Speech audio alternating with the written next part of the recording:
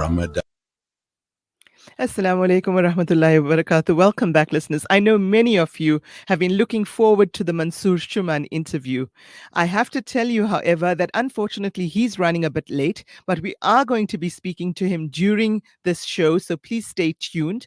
While we wait for him to become available, we had a really interesting discussion yesterday not yesterday, the day before, with Antony Loewenstein, the author of the Palestine Laboratory, How Israel Exports Its Technology of Occupation.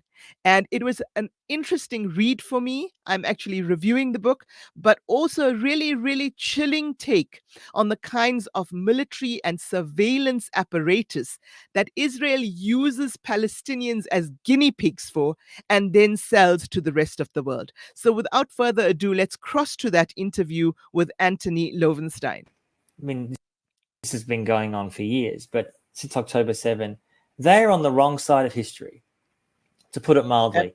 Do not support Palestinians, are not supporting their cause, are not really helping them, are not taking them in general, are still backing Israel. And I can assure you, in the end, they are desperate to maintain relationships with Israel because they have been buying, as those figures I just mentioned explain, massive amounts of surveillance and repressive technology to repress their own people because they fear an uprising and democracy in their own states. And Israel is assisting that. So yeah, on the one hand, you're saying you're the only democracy in the region. And on the other hand, you're providing the technology to the other countries in the region to prevent them from becoming democracies. Indeed. And I think, and the great irony is, I mean, let's be clear. People in the Arab world know this. Israelis know this. I mean, when I write this, it was important for me to explain for people who weren't aware, but a lot of people in that part of the world do know they live in repressive states because they're there. And there is a growing awareness that the relationships between Israel and many of the Arab states, which as some people remember years ago, was not good. I mean, there's been a number of wars between Arab states and Israel. That is in the past. Now, obviously, it's more complicated with Israel-Iran, Israel-Hezbollah, Israel-Hamas, of course. It's obviously more complicated. But for the majority of the Arab states, they are friendly, if not friends.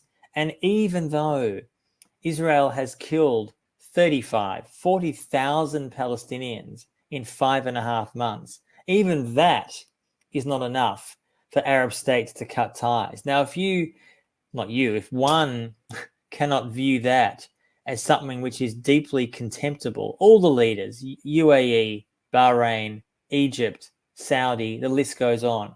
These people who run these countries, which are all backed by the US, of course, and Israel, are so deeply complicit in what's going on and have been for years. Yeah, you mentioned somewhere in the book that COVID-19 was the perfect opportunity for Israel to sort of ally itself with the technology companies and the spy companies, spyware makers, etc., and sell this kind of technology to the rest of the world. And you mentioned also, something we had heard about here in South Africa some years back when we were protesting the corruption in the Zuma administration, the Pegasus spyware. Now, officially, South Africa has denied that it ever bought Pegasus. But I have been one person, for example, who's experienced the sudden lack of connection to my cell phone when I've been on a march. And so have all the people around me. And, we were told that we could attribute this to Pegasus. Any truth in that? Yeah, it's hard to say, isn't it? I mean, is it possible it's just a crappy phone reception in parts of South Africa? I don't know. I mean, Pegasus for those who don't know, Pegasus is a spyware that is put on your phone, Apple, iPhone or Android, and is able to suck up essentially all the information on there. Emails, messages, photos, text messages, pretty much anything without your awareness. Even if you turn the phone off, it can still, your camera and microphone can be switched on without your knowledge or consent and used essentially as a weapon against you. It doesn't kill you, but it can record you, document you. And I can't say for sure whether it's appeared in South Africa. I don't recall seeing evidence for that, but I'm not saying it's not. I honestly just don't know. Mhm. It wouldn't surprise me, considering the fact that it appears in dozens and dozens of other countries. And it has been used in the past, it still is used by regimes, including democracies, across Europe and elsewhere.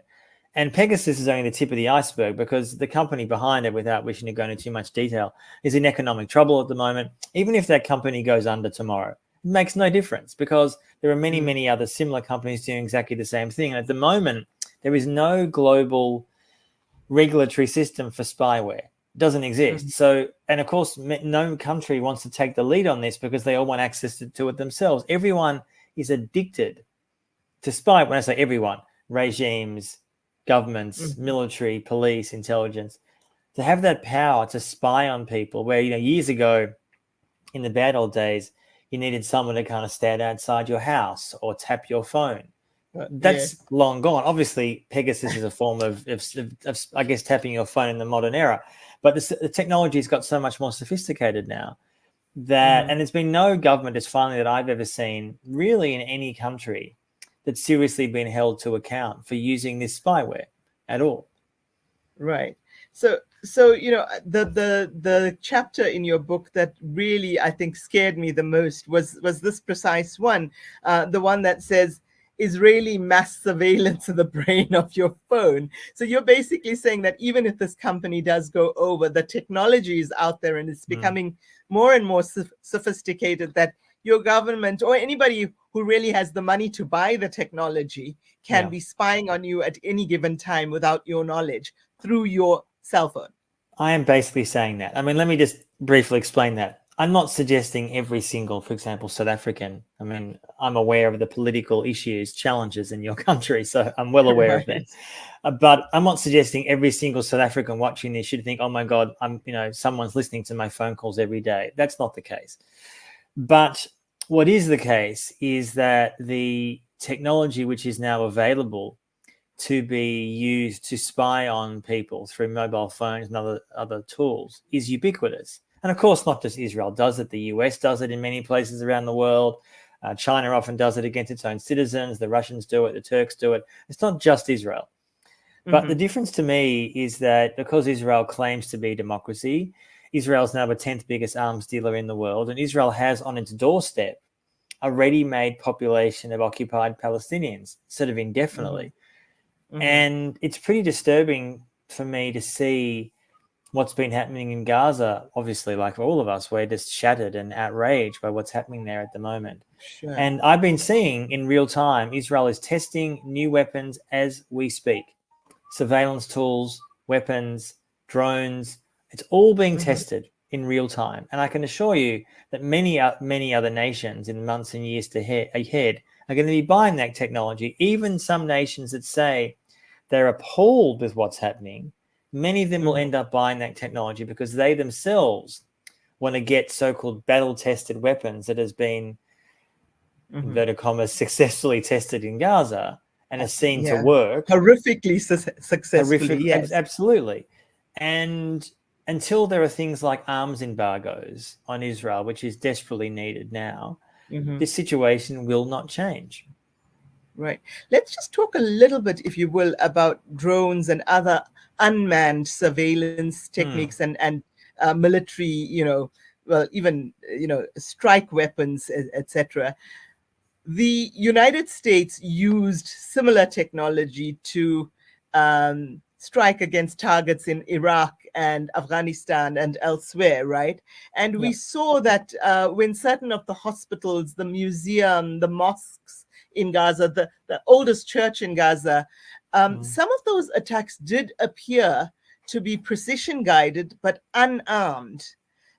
So obviously there was some kind of technology being used there, drone technology, whatever it is. I'm not the expert, but it did become evident that while they kept saying to the rest of the world, we're not targeting civilians, that they quite obviously were one, and that they had the capability to do precision targeting. The aim in Gaza, this cannot be stressed strongly enough, the aim in Gaza by Israel since October 7 has been mass destruction. Now, I don't say that just because it's obvious what's happening in Gaza has been mass destruction, mass carnage.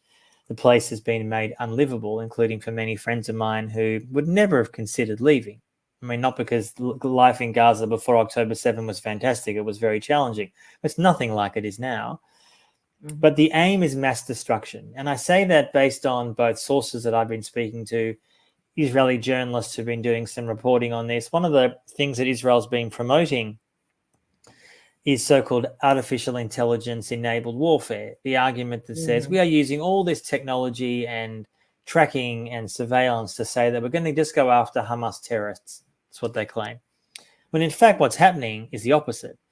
And this has been confirmed by sources I've spoken to and others, where the aim is to, in a delusional and frankly utterly illegal way, is to cause mass destruction in the belief that that will lead to Palestinians in Gaza to rise up against Hamas somehow, as if the people who are literally trying to survive are going to rise up against Hamas. I mean, I've got issues with Hamas. I've been in Gaza before. I'm not a fan or supporter of Hamas.